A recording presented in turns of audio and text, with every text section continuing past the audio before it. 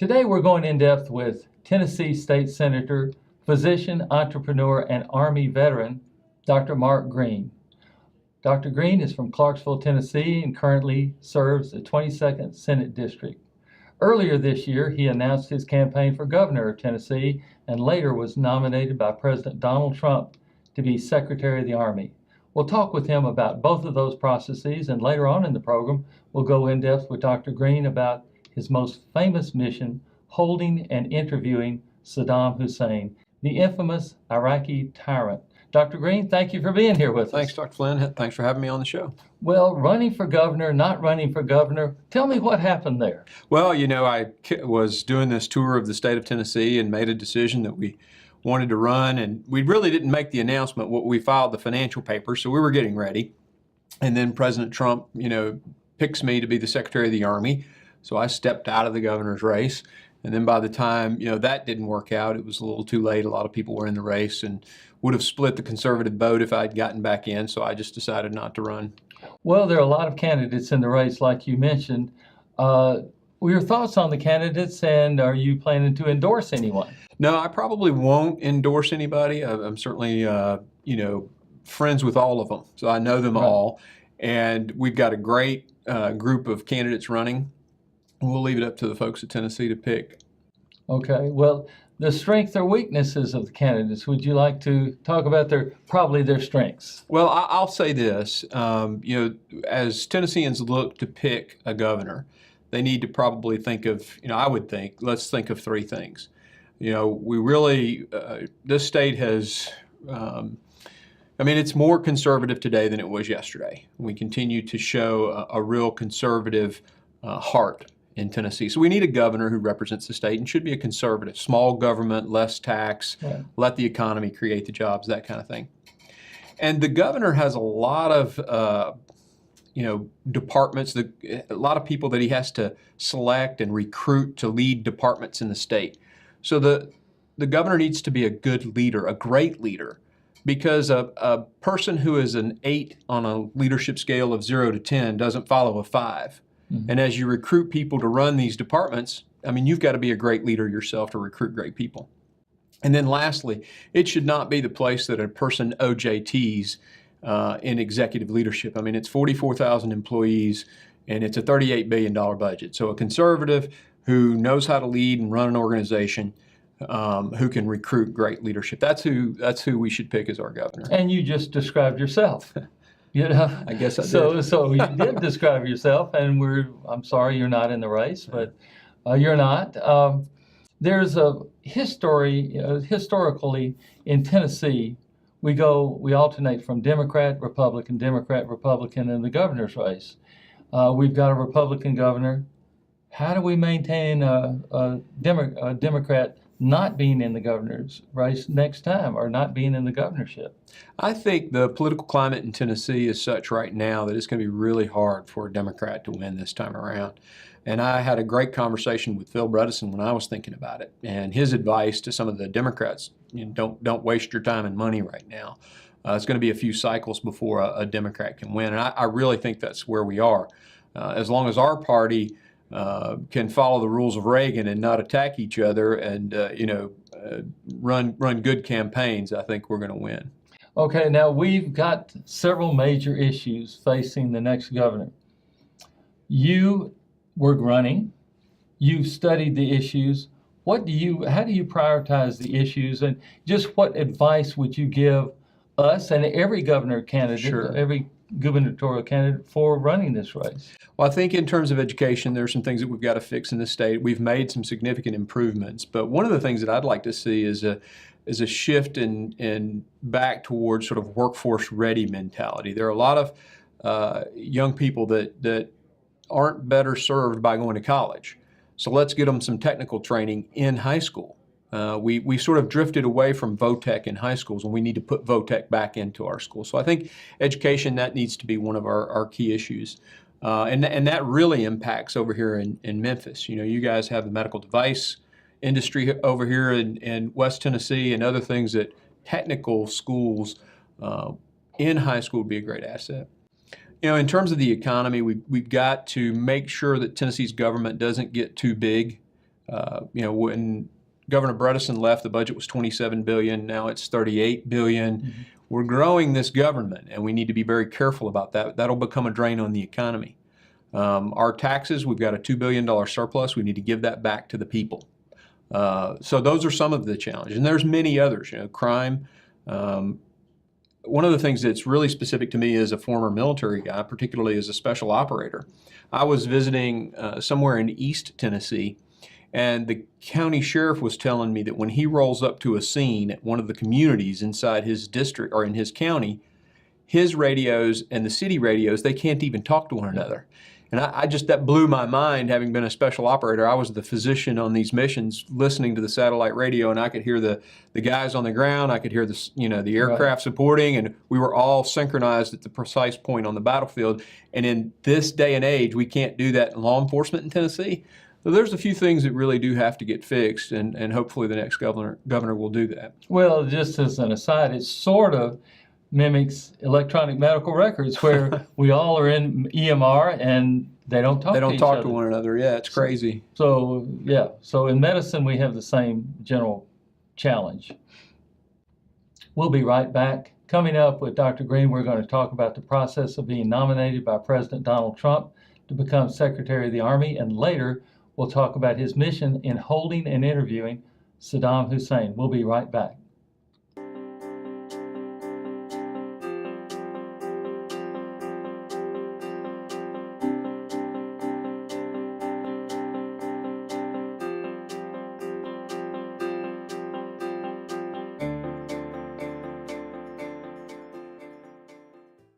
Welcome back. If you're just tuning into the program, we're joined by Dr. Mark Green, a state senator, former candidate for governor of Tennessee, and former nominee of Secretary of the Army. So the nomination process, Secretary of the Army, that's a cabinet position. It's a big deal. I mean, a big deal. Did you meet with President Trump? When did you first know you were being nominated? What did you do? Tell us about the process. Sure. I was actually in Memphis. I had come over to meet some key people as a part of my preparations to run for governor, and I find out that Vincent Viola, the guy who'd been nominated, decided to withdraw. And so I called a friend who was on the Trump campaign. I said, "Do you think they would consider me?" He said, "It's funny that you asked because your name's already been submitted." So I started the process. Went and interviewed with Secretary Mattis, and that was awesome. Going into the Secretary of Defense's office and just thinking who all had been in that building. That office in the Pentagon. And of course, Mattis was a great interviewer. Lots of good questions. Asked me, what do you know about strategy and stuff like that. But and at this point, I'm really getting excited. I may get to be the Secretary of the Army. And then eventually I interviewed with President Trump, and it was a very interesting interview. I'm in the room with Steve Bannon, Reince Priebus, Kellyanne Conway, and others of the staff. And President Trump comes in, and they take me over to him, and they say, Mr. President, this is Senator Green. He's our pick for Secretary of the Army. And without even looking at me, Trump says, "Is this the guy that Mattis wants?" And Priebus goes, "Sir, this is everybody's pick. Everybody likes him. We want him." And he turns to me and sticks out his hand, shakes my hand, and says, "Congratulations, you're a very powerful man." And that was the end of the interview. Really? Yeah, that was it. That was it. So, my goodness. And did they call all your friends and family and everybody you had ever known in life? They definitely made some phone calls and checked on me. I know Governor Haslam, later in a conversation with him, said, "Yeah, they called me. I said you'd do great." And so they definitely checked up on me. Okay. Well, then you got some backlash and some criticism. How did you handle that criticism? Just personally, none of us like criticism, but you got this criticism from people you wouldn't expect to. Well, it was very frustrating because the vast majority of it was simply not true. I'll give you an example. They said I was anti-Latino. I'm on the board of Latinos for Tennessee. I'm one of their largest donors, and I won Legislator of the Year in 2015 for Latinos for Tennessee. I'm not anti-Latino, yet that was the spin from the opposing party in their effort to take down a Trump nominee. I think the thing that frustrated me the most was just the dishonesty of it all. You know, the fact that they said I'm a creationist, that I believe in the creation story, and that I don't accept all of the tenets of evolution, you know, that's true. I don't. So it's okay if you criticize me about the truth, but the frustrating thing is the fake news. Right. Right. And so you were there with the fake news. Yeah, it was a concerted effort. I mean, they were looking at Facebook posts that I had made on somebody else's page 10 years ago. Yeah. I mean, it was looking for anything. It was a drill down. So Yeah. I think I've been vetted. You have been. Well, Secretary of Defense Jim Mattis endorsed your nomination, and he said Mark will provide strong civilian leadership, improve military readiness, and support our service members, civilians, and their families. Your relationship with Mattis, how does he know you other than that one meeting? I think several four-star generals. You know, I spent 20 years in the Army. So there are senior leaders in the Army who knew me, and they were ecstatic when they heard that I had been picked. And I think they gave feedback to Secretary Mattis, guys that he respected.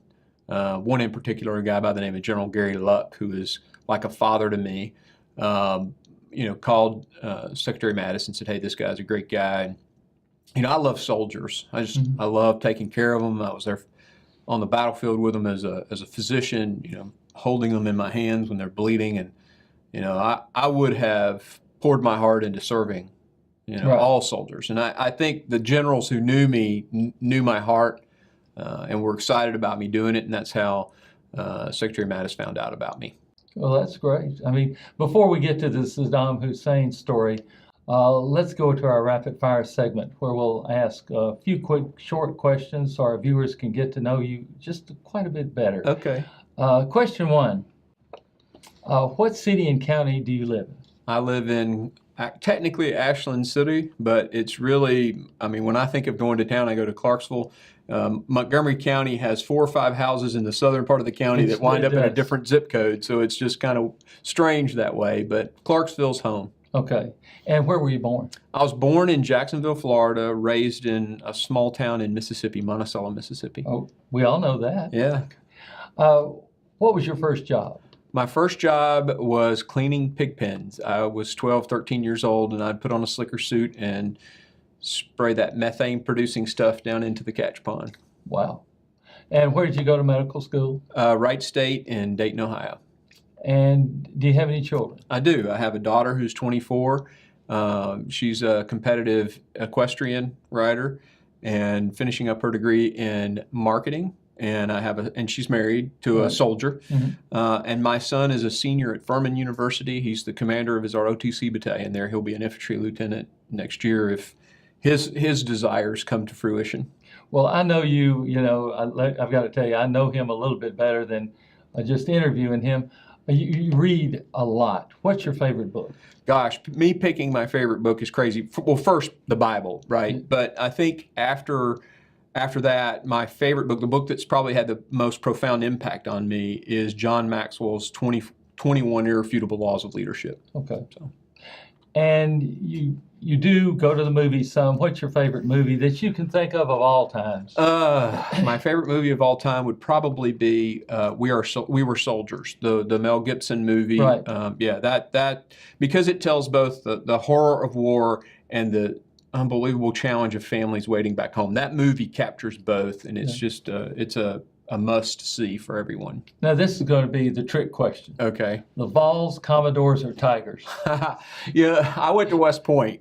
So I tell people I root for whichever Tennessee team has the best shot at a national title. Okay, then the Titans, Predators, or Grizzlies? Clearly the Titans on that one. Marcus Mariota, Derrick Henry, all those guys they're gonna have a great season this year, and I'm excited for the Titans. Okay, now we'll get to political figures, Lincoln or Reagan. Oh, Reagan, hands down. Okay, and the most important bill that you've ever sponsored or co-sponsored in the legislature, you're a state senator, still a state senator. What's the most important bill you would think? I think the most profound for an impact on Tennessee, and the one that I'm the most proud of, is the bill that killed the Hall income tax. I ran that bill for 4 straight years, finally got it passed, and it's my bill that will slowly end the Hall income tax. And it's pretty cool because in the nation's history, only 2 states have ever repealed an income tax once it's been implemented, Tennessee now, and Alaska prior to that. All right, your favorite Tennessee tradition or event?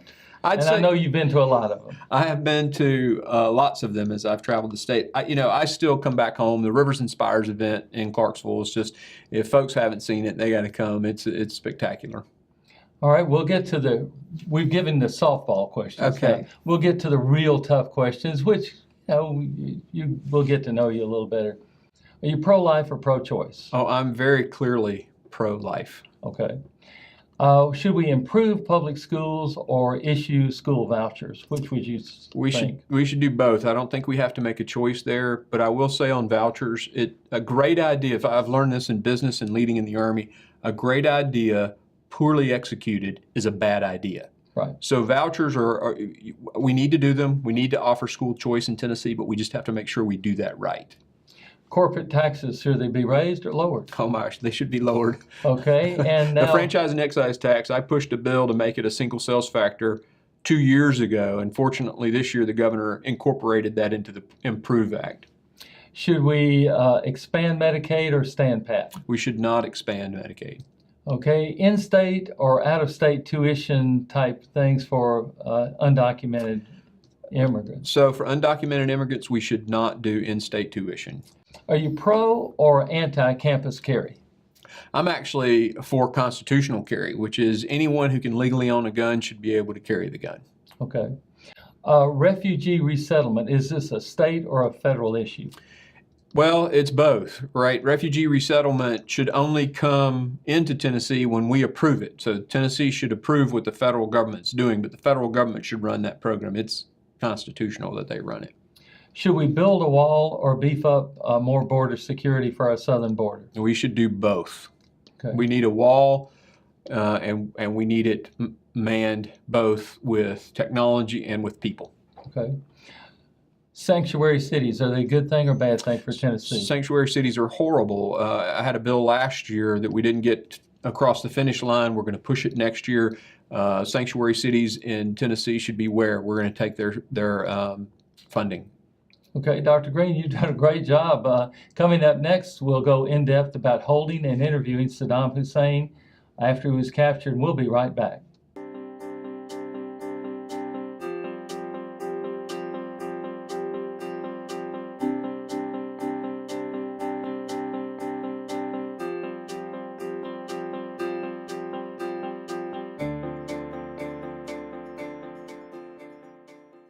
Welcome back. If you're just tuning into the program, we're joined by Dr. Mark Green, State Senator, former candidate for Governor of Tennessee, and former nominee for Secretary of the Army.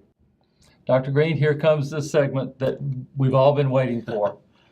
Tell us about the infamous night of capturing and holding and interviewing Saddam Hussein and your role in that part.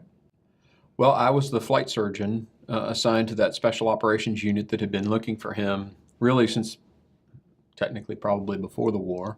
And, we did all of these missions, and of course we were getting closer and closer. We knew because we were capturing people that we called them enablers, the people who allowed him to continue to be on the loose or on the lam, so to speak. We got a girlfriend, and then we captured his secretary, and then we got his physician, his personal physician. We knew we were getting close. And then on the day of the event, we just had some good intel and loaded up the helicopters and went and did the mission. Personally, I was in one of the helicopters that would have come in had anybody been wounded, and that's typically what I would do. We'd go to the target, leave the guys. The helicopters would go either do an aerial or go back and land at an airfield somewhere. When a casualty would happen, I'd fly in. We'd throw the guy on the resuscitate in flight, that kind of thing. This time there wasn't a patient. So I just sat and listened to the mission over the satellite radio, and I'll never forget, hearing one of the operators come on and say, "We have jackpot," and there were two jackpots, little jackpot and big jackpot on the target. By intel, the little jackpot was his cook, which I think would be much more like a cupbearer to the king, so to speak, not necessarily someone preparing the food, but the admiral in charge of our task force came on and said, well, do you have little jackpot or big jackpot? And the guy said, sir, we have big jackpot. And I'm literally in the back of this helicopter with my body armor on, my equipment, my weapon, and we're high-fiving as much as you can, do it in the back of a helicopter, kitted up and everything. But it was unbelievable. And then I got to go in with him and spend that first night. He was incredibly charming, a bit arrogant, but answered every question I asked, and it was an amazing night. I tell people, there's a Super Bowl championship team every year. Right. But if you think about it in history, we didn't catch Hitler. We didn't catch Pol Pot. These totalitarian dictators, for the most part. I mean, we did get Manuel Noriega, but he doesn't even compare to someone like Saddam Hussein, who killed hundreds of thousands. And then, of course, the Iran-Iraq War killed 1 million plus. Right. But we captured him, and I was there and got to interview him that night. So it was pretty special. That is. That really is. Well, you wrote a book about this, A Night with Saddam, is where you have all of the details. Yes. And just hearing this, I want to read the book again. I've got a copy of it. Where can our viewers get a copy of this book? It's on Amazon and Barnes & Noble online. All the online retailers have it, and they can contact our campaign or our office, and we can get copies of them too. Okay. Well, now you left the Army, when was it, 2006? Yep. And what have you been doing since then? When I got out, I started working for ER. I'm an ER physician by training. Did half of my career as an infantry officer and then half as a physician. Got out and started working for those companies. Thought there was a better way to do it, so I started my own company in 2009. Grew that company up to almost 1,000 providers, and we were in 10 states and 50 hospitals and sold it just last year. In fact, I stepped away from the company this year in April, and I've been a state senator since 12. So five sessions. Have really enjoyed that. And we just kicked off another company and another not-for-profit this just a month ago, starting a captive insurance company for physicians.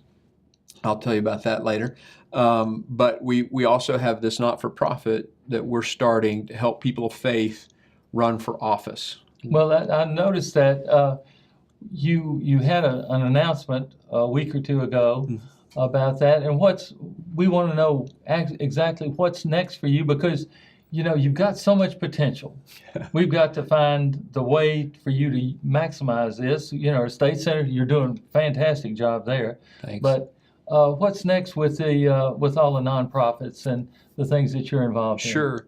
Well, as I went up to Washington, D.C. and experienced the, swamp, I guess would be a great word for it, right?